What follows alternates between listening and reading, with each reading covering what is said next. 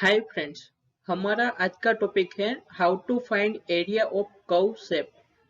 यानी कोई एक क्लोज फिगर है कि जिसकी बाउंड्री स्ट्रेट लाइन से बनी है तो उसका एरिया आप आसानी से फाइंड कर सकते हो।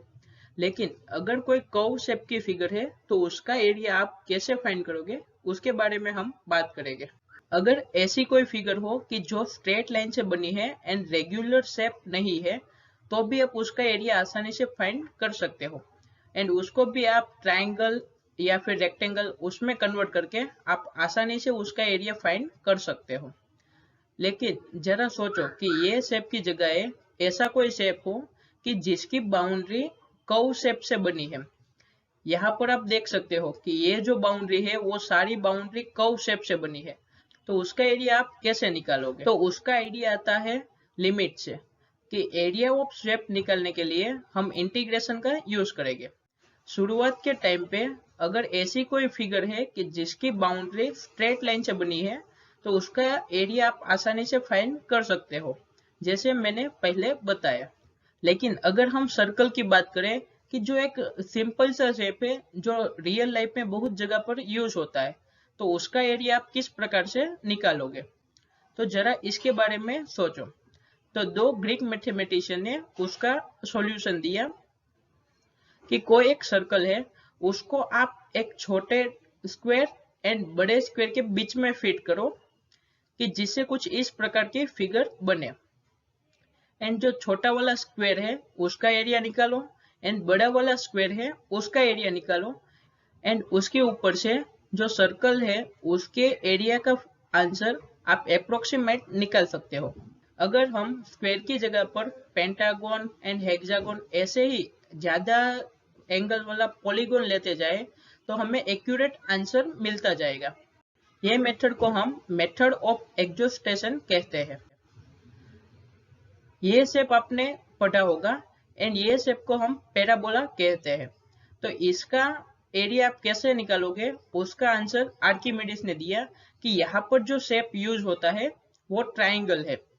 जैसे सर्कल के लिए हमने ज्यादा से ज्यादा एंगल वाला रेगुलर पॉलीगॉन लेते गए, वैसे ही हमारा आंसर एक्यूरेट आता गया।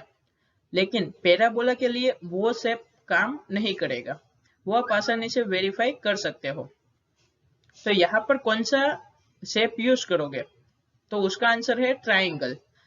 तो यहाँ पर जो पैराबोला है ऊपर वाला एंड ये जो लाइन ए बी है वो दोनों के बीच में कितना एरिया कवर होता है वो फाइंड करना है। तो उसके लिए आप यहाँ पर पॉइंट सी लो कि ऐसा पॉइंट सी लेना है कि जिससे हमारा जो टेंजेंट लाइन है वो ए बी के पैरेलल हो जाए। ट्राइंगल ए बी सी उसका एरिया अगर अल्फा है तो यहाँ पर parabola and line A B के बीच में जो रीजन कवर होता है उसका एरिया होगा 4/3 इंटू अल्फा। यहाँ पर हमने देखा कि सर्कल के लिए अलग शेप था, रेगुलर पॉलीगॉन लेते जाते थे एंड ये जो पैराबोला है उसके लिए हम ट्राइंगल का यूज करते थे। लेकिन ऐसी कोई फिगर है तो उसके लिए कौन सा शेप वर्क करेगा वो हमें फाइंड करना पड़ेगा। तो वो एक बहुत ही मुश्किल काम है, इसलिए मैथमेटिक्स में इसके लिए हमें जनरल मेथड फाइंड करनी पड़ेगी कि जिससे हम कोई भी शेप का एरिया निकाल सके। तो इसके लिए जो शेप का यूज करेंगे वो शेप है रेक्टेंगल्स। अगर हमारा कर्व एफ एक्स है एंड दो line x equal to a x equal to b and ये जो एक्स एक्सिस है यहाँ पर जो रीजन कवर हो रहा है उसका एरिया फाइंड करना है। तो उसका अप्रोक्सीमेट एरिया निकालने के लिए हम रेक्टेंगल शेप का यूज करेंगे।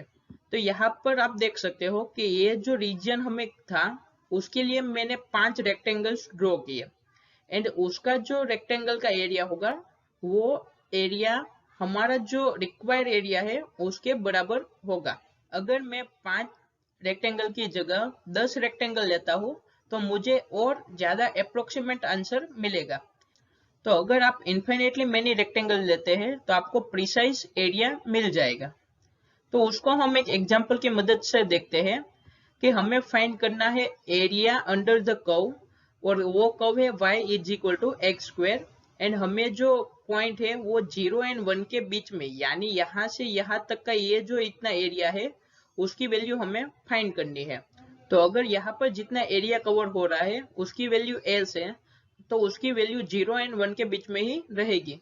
हम यहाँ पर number of rectangles different different लेते जाते हैं एंड उसकी मदद से जो एरिया आता है कर्व का वो देखते हैं कि किस प्रकार से हम फाइंड कर सकते हैं।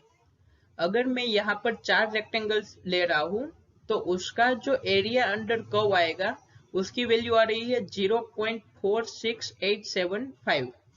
अगर मैं 4 की बजाय 10 रेक्टेंगल लूं तो उसका आंसर आ रहा है 0.385। अगर मैं 100 रेक्टेंगल्स लेता हूं तो आंसर आ रहा है 0.33835 एंड 1000 रेक्टेंगल्स ले रहा हूं तो उसका आंसर आ रहा है 0.33383। तो ये जो आंसर है वो 1/3 के क्लोजर जा रहा है। तो अगर मैं इनफाइनेटली मेनी रेक्टेंगल्स लूं तो उसका आंसर होगा 0.333 is equal to 1/3। Thank you.